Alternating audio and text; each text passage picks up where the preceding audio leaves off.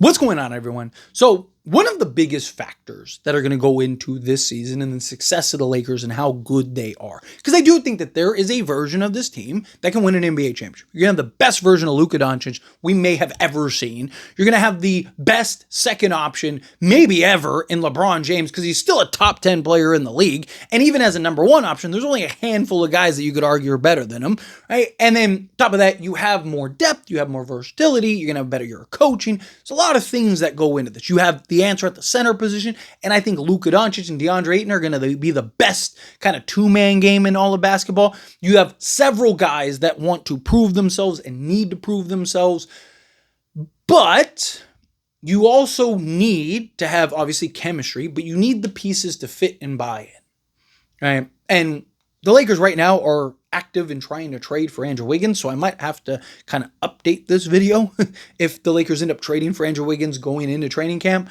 But as of right now, as it stands, pun intended, the Lakers have what we all kind of assume is going to be Luka Doncic, Austin Reeves, Rui Hachimura, LeBron James, and DeAndre Ayton. I have my concerns about the defensive side of the ball, obviously, as I'm sure most people do. I think the Lakers are going to be the best team in all, or the best offense in all of basketball. If not, they're going to be very close. I just think that, that starting five is going to be the highest scoring starting five, period. I just worry about the bench a little bit and how much offensive production will you get from the bench, because our starters could be averaging 100 points a game collectively, but if our bench is only giving us 5, then we're towards the bottom at the end of the year, right? So you got to see how that's all going to take out, how that all is going to play out. But to me, it's about are our guys going to be able to kind of put their egos aside? Are they going to be able to slot into whatever role kind of rises to the top for them? And what I mean by that, we all know Luka Doncic is going to be the guy. This is Luka's team now. Luka is going to have the ball in his hands. I mean, even LeBron has talked about and advocated for it, right? LeBron James is going to have to continue to improve and adjust playing off ball. I'm not saying that he won't, right? I see a lot of people that are like, he did last year, but he didn't. He dropped 1% in usage rating when we got Luka Doncic, right? He needs to kind of continue to mold and adapt into that off-ball player. He's going to get plenty of opportunities to be on ball. He's going to be plenty of times to do that. But, if Luka's going to be your engine and your workhorse, then you need to kind of let him be the engine and the workhorse. Is LeBron going to settle in and get comfortable as the second option? Right? So even from a LeBron standpoint, you may need or have a little kind of figuring out to do. But if he does, okay, let's say you don't have to worry about LeBron and Luka. Right? Because that could be a very real potential. Hey, we just don't even have to worry about them. Okay, move them from the conversation. Austin Reeves is looked at and expected to be the third option.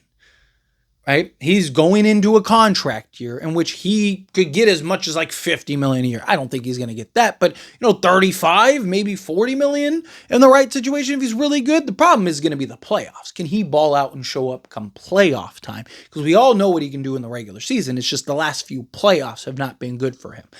But, the best thing for this team, and I think even Reeves stands can admit this, the best thing for the team would be Austin Reeves being the sixth man, playing in the sixth man role, being sixth man of the year. I think if the Lakers don't make another move, if they just stay exactly how they are and exactly how they're built, but Austin Reeves embraces and buys into the sixth man role, I think the Lakers might be the best team in basketball.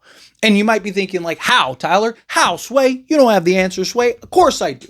Because what that creates is better utilization of Austin Reeves, maximizing his gifts and what he's really good at. He's going to get a lot of starts regardless, but now you significantly upgrade the bench. You go from being one of the worst benches in basketball to maybe potentially one of the best benches in basketball, because you're going to have him, and ideally if you could bring Rui off the bench too, and we'll talk about Rui and stuff like that here in a moment, but now you have the offensive defensive balance, and now you can also add the balance into the starting unit. So now you have a much better balance first and second unit. So now you have something let's say you can bring Rui off the bench. Let's say Rui accepts that too. You could have Luka Doncic, Marcus Smart, Jared Vanderbilt, LeBron James, and DeAndre Ayton. now you have the defensive versatility and athleticism and switchability, and hopefully they can provide some level of offense. Also, I've talked about Luka Doncic loves to do most of his damage in the first quarter. So if Luka's going to take probably half of his shots in the first quarter, you don't need those other guys as much as you do as the game progresses.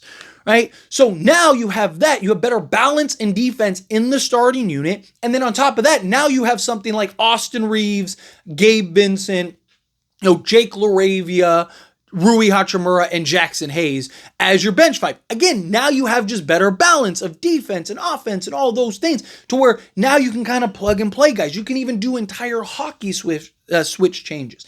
The problem is I don't think Austin Reeves will do that. Okay, if Austin Reeves isn't willing to buy in and accept the 6-man role, how far is he willing to sacrifice? Right? I wouldn't knock him for wanting to get his bag and get his money, but that might not be what's best for the Lakers. I've talked about it is very possible, and I think likely, that DeAndre Ayton just naturally becomes the third option.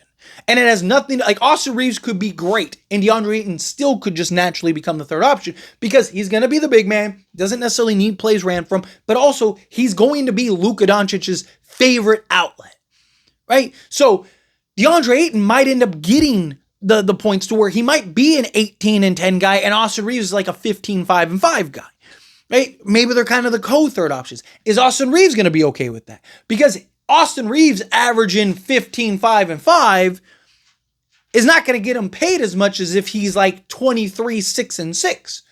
Right? Like that's going to get him more. It's going to get him more of a bag. So if he starts to just naturally become the fourth option for the Lakers, will he be willing to buy into that, or does he kind of go like, hey, like I either need to be traded or whatever, right? Does he kind of push and go like, hey, you're hurting my money, like, which again, I couldn't really knock him for, like, because I'd be like, dude, I'd be in the same boat. Like, I get $40 million, like, and you're costing me $15 million. Nah, like, but the Laker fan in me is like, get rid of him then if that's the case, right? Those are real questions. Rui Hachimura, is the guy that I'm least worried about. He has really over the years adapted and molded and shaped his game to fit in that role seamlessly. Like Rui Hachimura, genuinely, however you feel about him, deserves some real applause because he went from a guy that, was usage and operating in the mid-range and a guy that we know can go get buckets to now you're going to play out of position and you're going to be primarily a catch and shoot 3-point shooter. And he's done it as good as anybody in the league at like shooting 40+% the last 2 seasons and really embracing and buying into that role. So it's great to see that happen and be the case. So I'm not really worried about Rui Hachimura, but again, does jealousy and things start seeping in? Does if Rui does get benched, we've seen Rui check out. Does he check out or is he able to stay focused? Like, what if Jake LaRavia rises to the top for the Lakers or Jared Vanderbilt rises to the top for the Lakers? What if the best 5-man unit is something like a Luka Doncic, Jared Vanderbilt, Jake LaRavia, LeBron James, and DeAndre Ayton? And it's like, dude, like, you're in the playoffs or something like that, and it's like, hey, we should run this 5, right? This 5 is killing everybody, right? Is Austin Reeves okay? Like, you need the players to buy in. DeAndre Ayton, same thing. Like, what if DeAndre Ayton really is the 4th or 5th option, right? Like, again, I think he'll kind of naturally rise into that third role, but it's very possible he's the 4th or 5th guy. Is he going to be okay and comfortable taking, having nights where he plays and gets, 7 field goal attempts? Is he going to be okay when he's not the primary focus and he's not getting the touch? Does he start getting a little antsy? Does he start going like, hey, you know what? Like, I need my touches. I haven't scored over, 12 points the last 3 games, right? Or is he really, hey, whatever you guys need from me, whatever you need, because he's playing for a contract too. So you have guys that are playing for a contract. So yes, you're going to have a lot of guys that are going to be motivated, that are going to be hungry, that are going to be looking to be on their P's and Q's and be the best player that they can be and all that stuff. But, all of a sudden things start looking bleak and guys' contracts and money and things start falling. It's like, wait a minute, time out here, right? Now you're hurting me, right? I need my bag. I need my money. You're costing me millions, right? Or is that going to be an issue that kind of presents itself? Or is that going to be something that we don't even have to worry about? Because a lot of being a championship level team and being a contender is buy-in, pieces fitting. We've seen what happens when that doesn't work. We've seen what happens when egos and stuff like that get involved.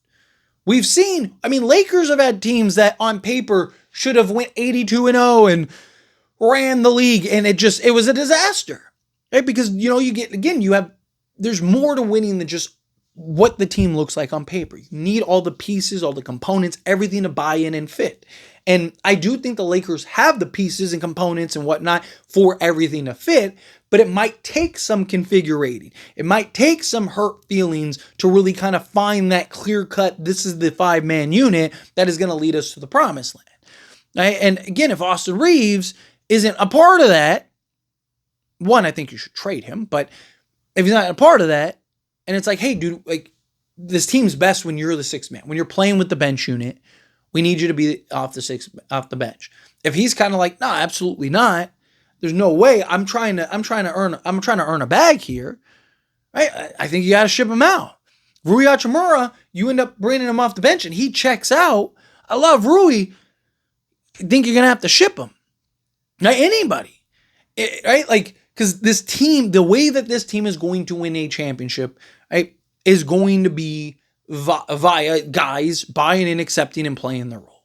And if you get a guy like, Andrew Wiggins or whatever, again, on paper, that would be beautiful. That's why I said I might have to actually redo this video. But, Luka Doncic, Austin Reeves, Andrew Wiggins, LeBron James, and DeAndre Ayton on paper is one of, if not the best starting fives in all of basketball. But again, we've seen that doesn't always translate. Andrew Wiggins going from being, the number 2, number 3 option to maybe potentially the 5th. Is he okay with that? Is he open to that? Is he like, yeah, sure. Or is he kind of like, no, dude, I was in running for finals MVP a couple seasons ago. Now you basically relegating me to a catch and shoot 3-point shooter. What is happening here? Is he willing to buy in? These are all things that the Lakers are going to have to factor in, that the Lakers are going to have to keep in mind. You're going to need team players. You're going to need guys that are willing to buy into the team philosophies and do whatever it takes to contribute to team wins. And I think we have a team that has the potential to go win an NBA championship, but you're going to need those components to take place. And that's a big part of it. Obviously, you need to build chemistry and all those other things, but you also need guys to embrace, fit, and buy into whatever role is being asked of them and do it with bells on. So are you going to be a team player essentially? But anyway, as always, this is a discussion. I pass a question to you. Let me know your thoughts and opinions down in the comments. That being said, if you haven't liked this video, hit that like button. Helps me out. We enjoy these types of videos and I truly appreciate it. Not subscribe channel, hit that subscribe button, turn on the bell notifications. Appreciate y'all. See you in the next one.